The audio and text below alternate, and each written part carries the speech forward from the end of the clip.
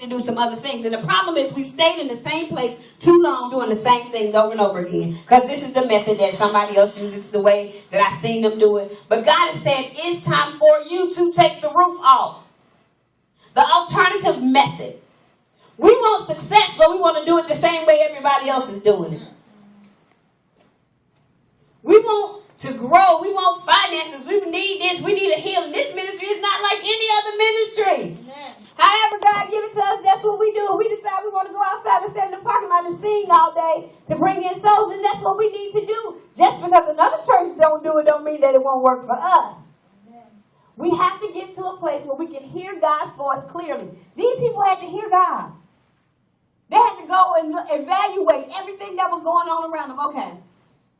The door is full. It's 1 million people in here. Okay, what's the other method that we have? Let's see. Well, we can put them on the roof, but let me show you something about them putting them on the roof.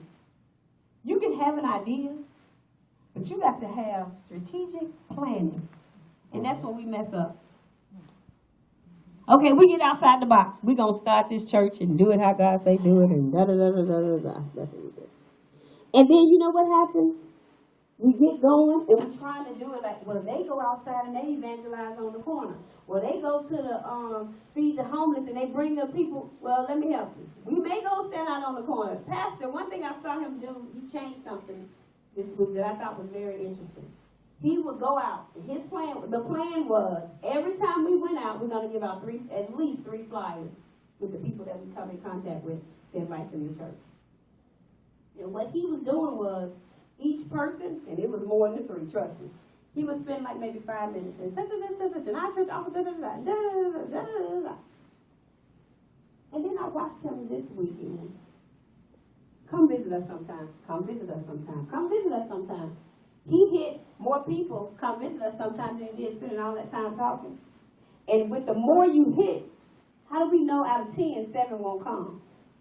Where you spent 5 minutes here, 5 minutes here, that's 15 minutes, but you got to cover 10 people in that 15 minutes that you were doing before.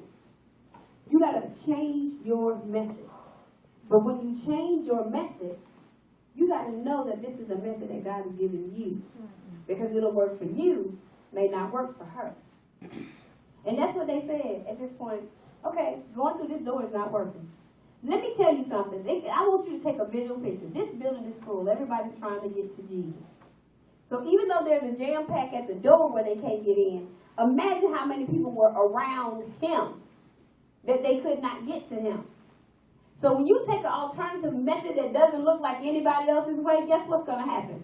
Whoever you're trying to get to, whatever you're trying to reach is going to take notice of you because you done did something. So all these people around Jesus and the door full, and all of a sudden here come the roof coming off. And what is everybody going to do? Look up. So whose attention do they have? And what is he going to do? If you're going to do all that, you're going to do all that? So you mean to tell me you're going to spend 6 hours in church? Not saying we spend 6 hours in church. I'm not saying that at all. But you're going to take the time to come and worship me 3 times a week instead of 1? You're going to take the time to get on the prayer line at 6 o'clock in the morning, Monday through Friday, knowing that you're tired, you don't feel like getting up, you're sick in your body. I don't feel like praying today. Why somebody else just going to pray on Wednesday night right before church? And you think God ain't going to honor that? We have to take the time to do something different. I wrote down some things about this message that just really stuck with me. We stand around waiting too long. We stand around waiting too long for a change, for some great intervention, for some great thing to happen. God gonna do it, God gonna do it. When God done gave you 15 plans, and you have not shifted at all, because this is the way that it worked the first year you started your business, this is how I did for you. Okay, change. Change. Change. God does alternative things that don't look like what you are used to. Why can't you be the first person to do it? Change. It doesn't have to look like it did the last time that it happened. You want a blessing. You need a financial breakthrough. Last time somebody sent you some money in the mail, why are you still at the mailbox? Why are you at the mailbox this time? Why are you at the mailbox? God is saying, okay, I got another method for you to use. It's not the mailbox. I need you to go out and evangelize, and you're going to bump into somebody, and they're going to be a blessing to you, and it won't be finances, but they'll give you the thing that you need. I need you to change. How bad do you want it to do the alternative mode?